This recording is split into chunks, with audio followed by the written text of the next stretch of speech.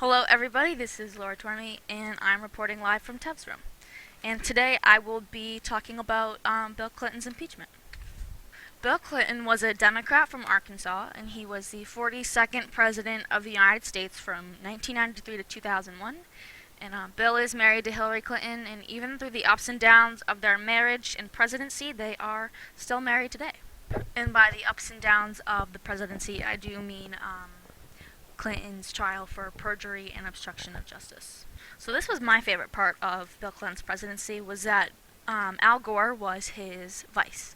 And I'm a big fan of Al, as he was an advocate for the environment and was a good person with good morals, and he even ran for president after Clinton, but he lost to Bush. Clinton's impeachment grew out of an investigation in 1994 from an Arkansas land development and banking scandal in which Clinton and his wife Hillary were allegedly involved. And this scandal was dubbed Whitewater after the Whitewater Development Crew, and what happened was that the people bought into this company and they bought these housing developments from this Whitewater development, and if people who rented didn't pay in time, their property was commandeered by the development company, and this caused many Americans a lot of money and shame, and it was a misleading concept that fooled many people. So just a little preview. This is Monica Lewinsky right here, and I'll start talking about her soon. And then here's Bill and his sneaky face, as well as this was Bill and Monica when he was governor in Arkansas. So during the investigation, this woman, Paula Jones, she was a state employee of Arkansas. She sued the president for alleged sexual harassment, and she sued him while he was president, even though these accusations, the actions had occurred 2 years before Clinton's presidency back in 1991. And remember, Clinton wasn't president until 1993. There was still political controversy, as it was during a time in which Clinton was governor of Arkansas. And after winning the right to sue a sitting president in Clinton v. Jones, Jones's attorney began interviewing women who might demonstrate that Clinton had harassed other government workers. Shoot. Oh, it's still... So one of the women interviewed was Monica Lewinsky, and Monica Lewinsky was Clinton's White House intern. And when Bill Clinton was impeached in 1998, Monica Lewinsky was only 25 years old. So Monica, just like the president, denied these sexual accusations upon trial. So both Clinton and Lewinsky had been deposed in Clinton-Jones's case, and allegations began to surface that Clinton had encouraged Lewinsky to lie under oath about their relationship. Here I just have some images of Bill Clinton and just the almost guilt-like that's on his face, and even this stare from Hillary. And then I have right in the middle here, half Clinton, half Hillary, because I thought it was funny. So then here we have Clinton, and I call this his sneaky face, because he just looks sneaky. And then this here is a political cartoon showing how Clinton had these like carrots, or like how he had people lie for him, and he was bribing them not to tell the truth about what happened between him and these allegations with women. So lying under oath as president left Clinton open to charges of perjury and obstruction of justice, as he had Monica Lewinsky lie, as well as adultery. And many historians and history buffs alike question Bill Clinton's morals and presidential values, as he lied to his wife, his family, his government officials, the Supreme Court, and the nation that he lived for. So this is where some sort of historical opinion comes to play.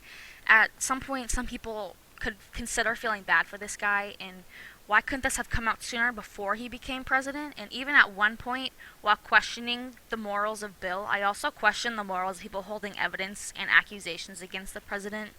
But we must realize that most of his actual physical doings happening while he was governor of Arkansas.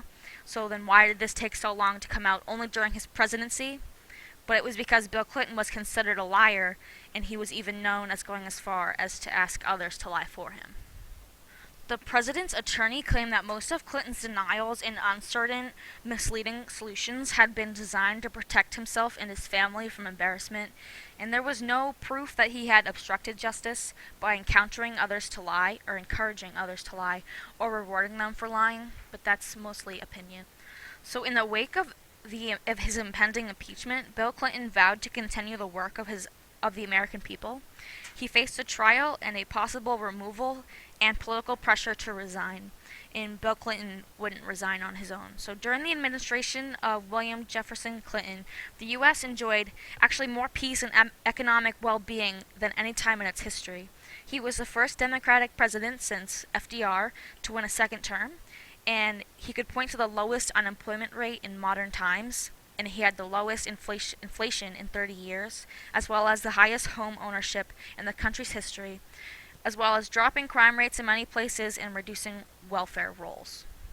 Another good thing Clinton did, he proposed the first balanced budget in decades and even achieved a budget surplus. And as a part of a plan to celebrate the millennium in 2000, Clinton called for a great national initiative to end racial discrimination. So now you might be thinking, how could a president with these great credentials ever be considered for impeachment? So in December of 1998, 5 years after Clinton won his first term of presidency, a divided House of Representatives recommended that the Senate remove the United States' 42nd president from office. And President Clinton was impeached on 2 charges, perjury and obstruction of justice, as Bill lied under oath about his affair with Monica Lewinsky, and he also obstructed justice by carrying on an affair while in presidency and abused his power in office. So this is something that I just want to bring up on how Bill Clinton gave into homophobia with his progress with the policy Don't Ask, Don't Tell. And Clinton alienated conservatives by Sorry about that. So Clinton alienated conservatives by fulfilling a key campaign promise made to the gay community to eliminate the long-standing prohibition against homosexuals serving in the U.S. military.